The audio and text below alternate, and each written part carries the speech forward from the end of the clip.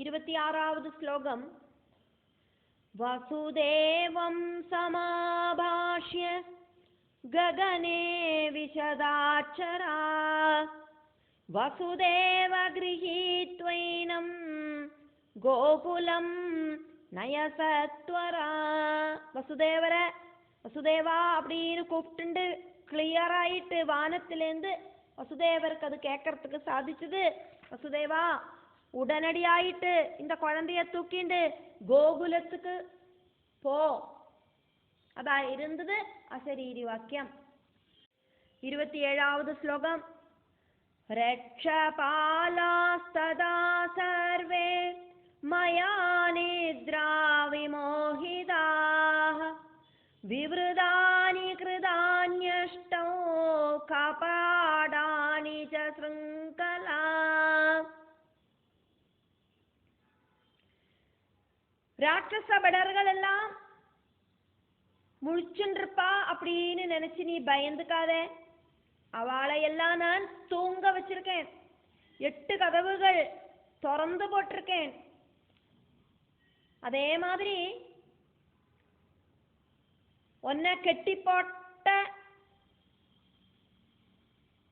அந்த காராகிரகத்தோடு சங்கலைய நான் அழிச்சு விட்டுருக்கேன். பூட்டு போட்டு கட்டினா திறந்து போயிடுவனோ அப்படின்னு நினைச்சு சங்கலையால அந்த காராகிரகம் அடைக்கப்பட்டிருந்தது. அதையும் நான் திறந்து விட்டாச்சு. 28வது ஸ்லோகம். முக்த்வைனம் நந்தகேஹேத்வம் யோகமாயாம் சமானயா ஸ்ருத்வைவ வசுதேவஸ்து தஸ்மின் காராகிருஹே கதா. நந்தனோடு பவனமாயிருக்கிற கோகுலத்துக்கு போயிட்டு இந்த குழந்தைய விட்டுட்டு அங்க இருக்கிற யோகமாயைய இங்க தூக்கிண்டு வா.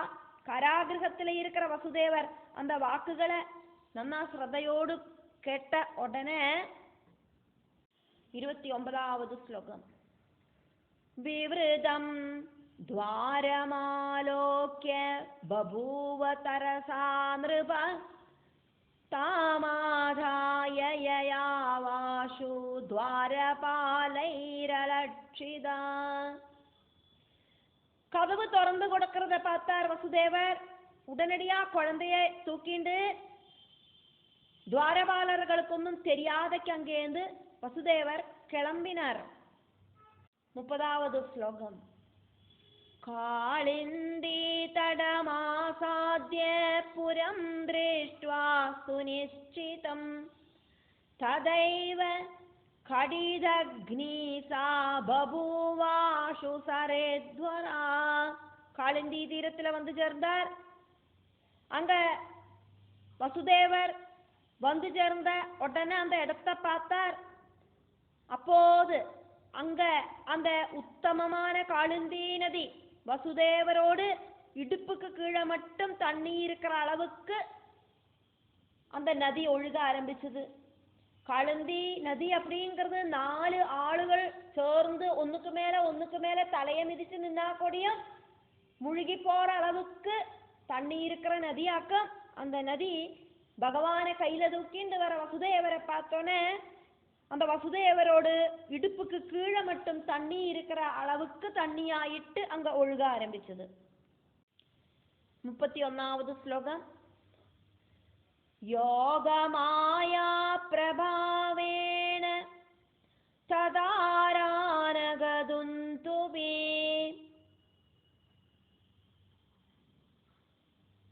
கதாது கோகுலம் சௌரிர் நிஷீதே நிர்ஜனேபதி. ஆனகதுந்துபி அப்படிங்கிறது வசுதேவரோடு ஒரு பேராக்கும். நமக்கெல்லாம் சில டைம்ல பலவிதமான பேருகள் இருக்கும். வீட்டில் கூப்பிடுற ஒரு பேரு, ஸ்கூல்ல கூப்பிடுற ஒரு பேரு, இப்படி எல்லாம் இருக்கும். செல்ல பேரு இப்படி எல்லாம் இருக்கும். இங்க ஆனகதுந்துபி அப்படிங்கிறது வசுதேவரோடு பேராக்கும். யோகமாயையோடு வைபவத்தால ஆனகதுந்துபி அப்படிங்கிற அந்த வசுதேவர் அந்த நதிய நடந்து தாண்டினார். ஆருமில்லாத வழியில அர்த்தராத்திரியில அவரு கோகுலத்துல போய் சேர்ந்தார். 32வது ஸ்லோகம். நந்தத்வாரே ஸ்தித பஷ்யன் விபூதிம் பசு சம்ஸ்ஞிதாம் ததைவ தத்ர சம்ஜாதா யசோதா கர்ப்ப சம்பவா. நந்தனோடு கோகுலத்தோடு வாசல்ல நிறைய மாடுகள் எல்லாம் இருக்கிற கோகுலத்தோடு வாசல்ல அந்த கோகுலத்தோடு ஐஸ்வர்யத்தை பார்த்துட்டு நின்னார் வசுதேவர். அப்பவே யசோதையும் அங்க பிரசவிச்சா. 33வது ஸ்லோகம். யோகமாயாம் சஜா தேவி திரிகுணா திவ்யரூபிணி ஜாதாம் தாம் பாலிகாம் திவ்யாம் கிரஹீத்வா கரபங்கஜே. யோகமாயிலேந்து அவதாரம் பண்ணின 3 குணங்கள் இருக்கிற திவ்ய ரூபிணியாயிருக்கிற தேவி அப்ப என்ன பண்ணினா, அப்போது ஜெனிச்ச அந்த அதிசயமான திவ்ய குழந்தைய தன்னோடு கைகளில எடுத்துண்டு தேவியே ஒரு பிரசவம் பார்க்கிற வயத்தாட்டியோடு ரூபத்துல அங்க வந்து அந்த குழந்தைய கையில எடுத்துண்டு சைரந்திரி வேஷத்திலேயாக்கும் வந்தா அந்த தேவி. എന്നിട്ട് சைரந்திரி அப்படின்னா தாசியோடு பாவத்துல அப்படி அந்த குழந்தைய கையில எடுத்துண்டு 34வது ஸ்லோகம். தத்ராகத்ய ததௌ தேவி சைரந்திரி ரூபதாரிணி வசுதேவசுதம் தத்வா சைரந்திரி கரபங்கஜே. சைரந்திரி வேஷத்துல வந்து அந்த குழந்தைய தூக்கி வசுதேவரோடு கையில கொடுத்தா.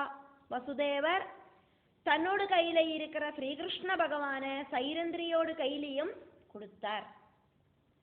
அப்படி குழந்தைகள் பரஸ்பரம் அங்க அந்த யசோதாதேவியோடு அந்த சூதிகா கிரகத்துக்குள்ள அந்த ரூமுக்குள்ள பிரசவ ரூமுக்குள்ள மாற்றப்பட்டது. 35வது ஸ்லோகம். தாமாதாய யயௌ சீக்ரம் பாலிகா முதிதாஷயா காராகாரே ததோ கத்வா தேவக்யா சயனே சுதாம். அந்த குழந்தைய தூக்கிண்டு பொன் குழந்தைய தூக்கிண்டு சந்தோஷத்தோடு கூடிட்டு வசுதேவர் அதிசீக்கிரமா கிளம்பினார். இப்ப அவருக்கு சந்தோஷம்தான் உள்ளது. தன்னோடு மனைவி பிரசவிச்ச குழந்தைய காப்பாத்தியாச்சு அப்படிங்கிற சந்தோஷத்துல இந்த குழந்தைய தூக்கிண்டு திரும்ப கிளம்பினார். എന്നിട്ട് காராகிரகத்துக்கு வந்து சேர்ந்தார். அந்த குழந்தைய தேவகியோடு பக்கத்துல படுக்க போடுறதுக்கு ரெடியானார். 36வது ஸ்லோகம். நிக்ஷேப்ய சம்ஸ்தித பார்ஷ்வே சிந்தாவிஷ்டோ பயாதுர ருரோத சுஸ்வரம் கன்யா ததைவாகத சம்ஞகாஹ ததா ஏவ ஆகத சப்ஞகாஹ. அங்க தேவகியோடு பக்கத்துல அந்த பொன் குழந்தைய படுக்க போட்டுட்டு யசோதையோடு குழந்தைய படுக்க போட்டுட்டு கவலையோடு கூடிட்டு பயத்தோடு கூடிட்டு பக்கத்துல நின்னார் வசுதேவர். அப்போது அந்த குழந்தை செத்தமா அழுதுது. அந்த செத்தமா அழுத உடனே எல்லாருக்கும் தூக்கத்திலேந்து விடுபட்டு போதம் தெளிஞ்சது. 37வது ஸ்லோகம். உத்தஸ்து சேவகா ராஜ்ஞா ஸ்ருத்வா தத் ருதிதம் நிஷி தமோஜோர் பூபதிம் கத்வா தொரிதாஸ்தே அதிவிஹ்வலா தொரித ஆஸ்தே அதிவிஹ்வலாஹ. ராஜசேவகர்கள் ராத்திரியில அந்த குழந்தையோடு அழுக சத்தத்தை கேட்டு ஸ்ருத்வா தது ருதிதம் நிஷி நிஷீஜனன ராத்திரி அந்த குழந்தையோடு சத்தமான அழுக சத்தத்தை கேட்டுட்டு ரொம்ப ரொம்ப பயத்தோடு கூடிட்டு ராஜா கிட்ட இப்படி சொன்னா. கம்சராஜா கிட்ட. கம்சராஜாவை பார்க்கறதுக்கு ஓடி போயிட்டு அவ இப்படி பயத்தோடு கூடிட்டு கம்சன் கிட்ட சொன்னா. 38வது ஸ்லோகம். தேவக்யாஸ்ச சுதோ ஜாதா சீக்ரமேஹி மகாமதே. சீக்ரம் ஏஹி மகாமதே. சிரஷ்டனான ராஜாவே, சீக்கிரம் சீக்கிரம் வாங்கோ, ஓடி வாங்கோ. தேவகிக்கு புத்திரன் உண்டாயாச்சு. தத ஆகர்ணிய, அதை கேட்டுட்டு வஜஹா தேஷாம் சீக்கிரம் போஜபதிஹி ஏயவ். தேவக்யாஸ்ச சுதோ ஜாதா சீக்கிரமேஹி மகாமதே. ததாகர்ணிய வஜஸ்தேஷாம் சீக்கிரம் போஜபதேரியயோ. தேவகி தேவிக்கு புத்திரன் உண்டாயாச்சு, ஓடி வாங்கோம் அப்படின்னு படர்கள் எல்லாம் சொன்னதை கேட்ட உடனே கம்சன் அங்கேருந்து கிளம்பிட்டான் அந்த குழந்தைய பார்க்கறதுக்கு. 39வது ஸ்லோகத்துல ஃபர்ஸ்ட் லைன்.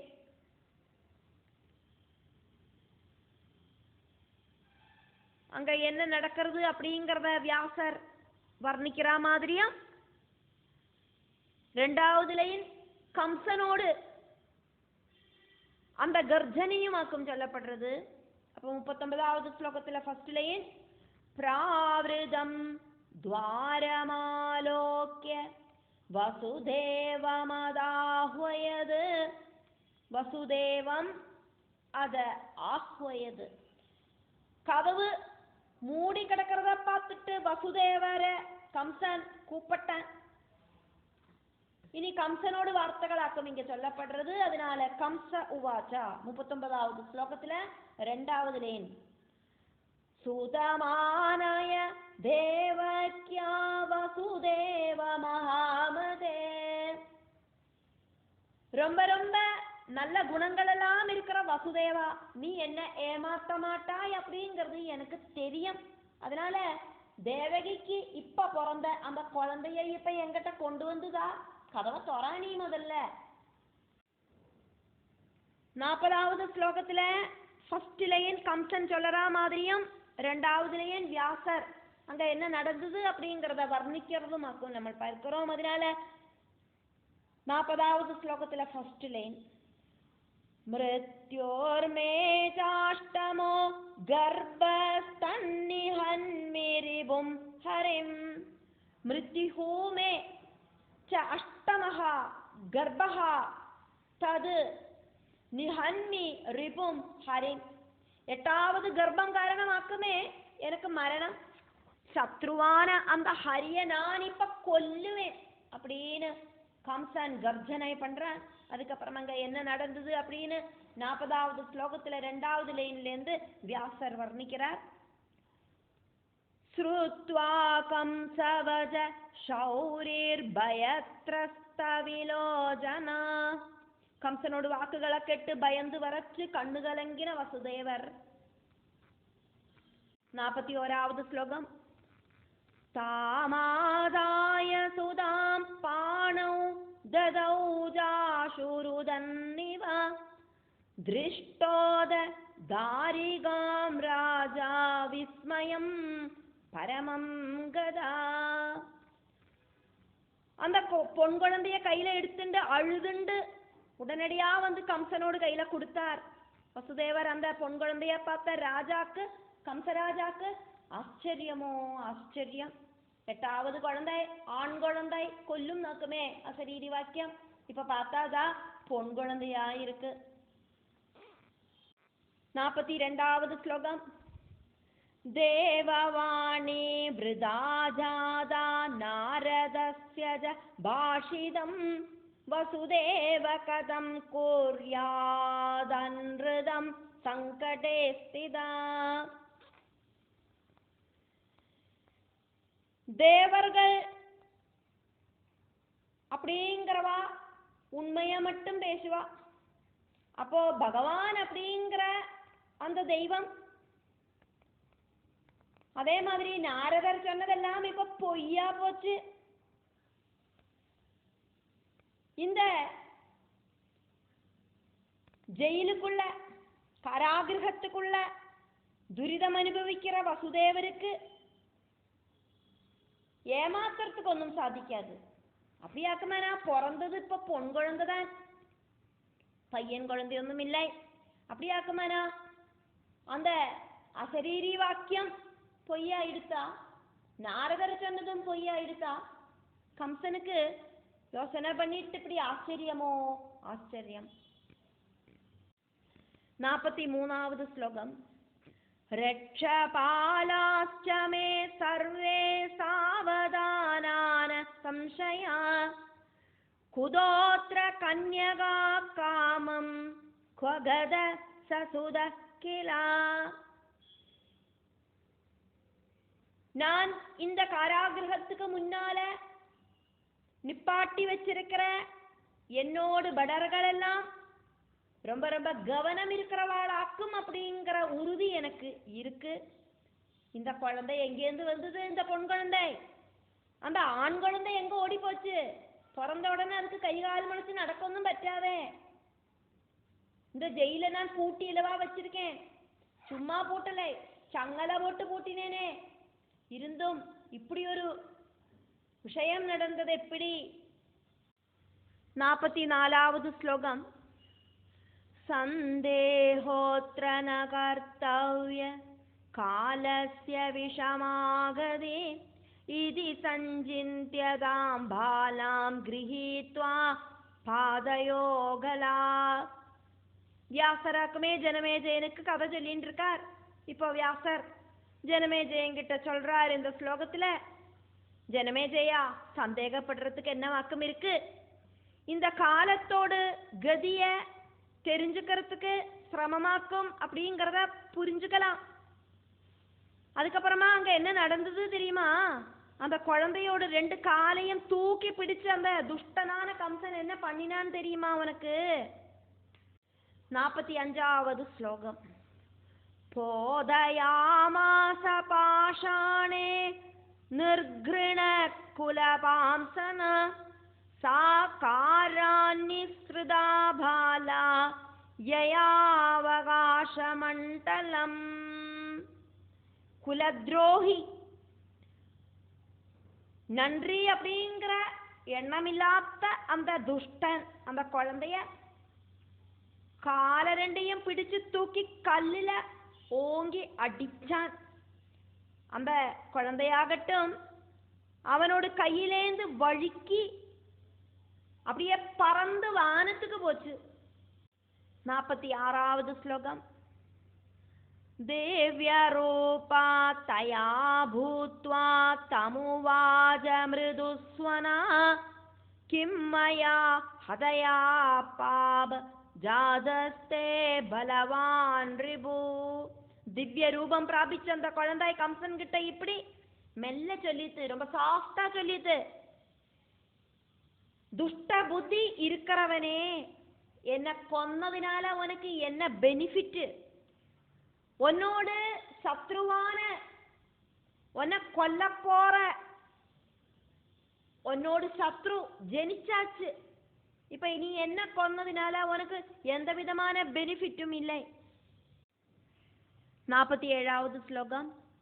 ஹனேஷ்யதி துராராத்ய சர்வதா த்வாம் நராதமம் இத்யுக்த்வா சாகதா கன்யா ககனம் காமகா சிவா. துஷ்டர்களை நிகிரகம் பண்ணற அவன்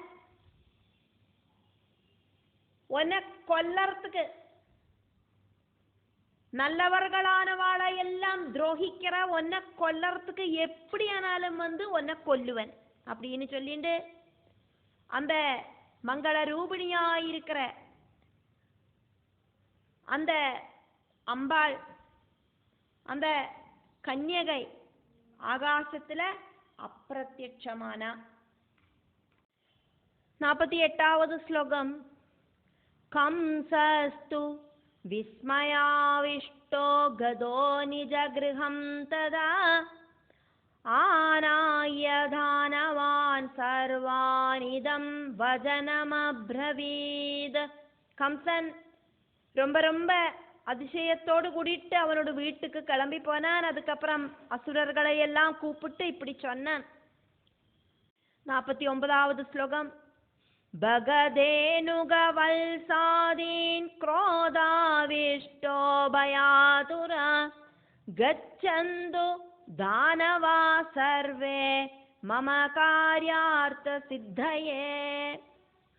அசுரர்களை எல்லாம் கூப்பிட்டான். ஏ பகா, ஏ தேனுகா, வல்சா, நீங்கள் எல்லாம் இங்க வாங்கோ, என்னோடு தேவைக்காயிட்டு நீங்கள் எல்லாம் உடனே கிளம்புங்கோ பார்க்கலாம்.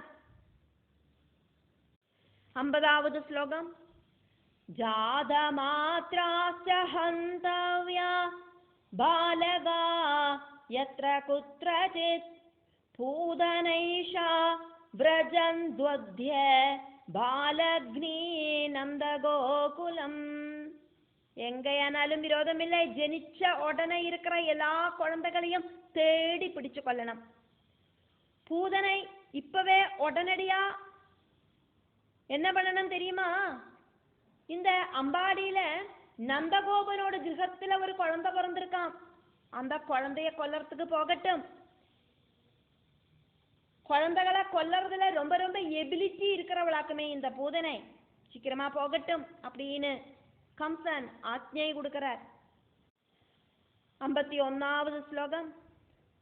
ஜாத மாத்ரான் வினிக்னந்தே சிசும் தத்ர மம ஆக்ஞயா மம ஆக்ஞயா சிசூன் தத்ர தேனுகோவல்சகேஷி பிரலம்போ பக ஏவஜா.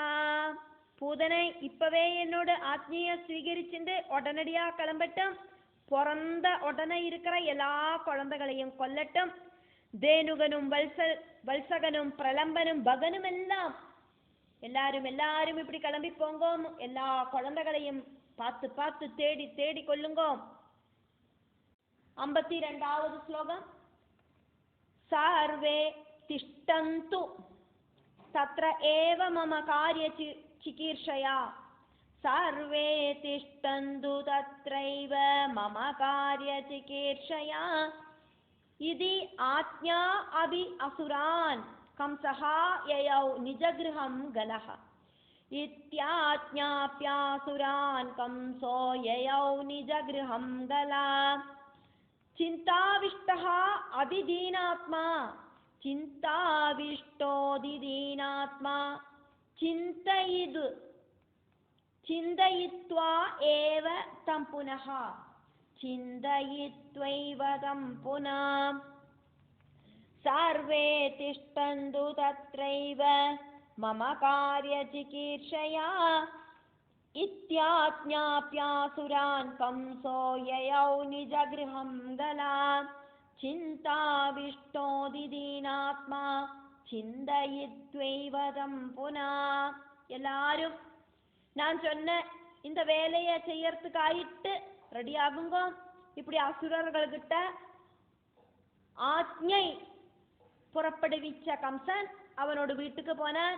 அதுக்கப்புறம் அதையே நினைச்சு நினைச்சு ரொம்ப துக்கிச்சுண்டு சிந்தனையோடு கூடிட்டு இருந்தேன்.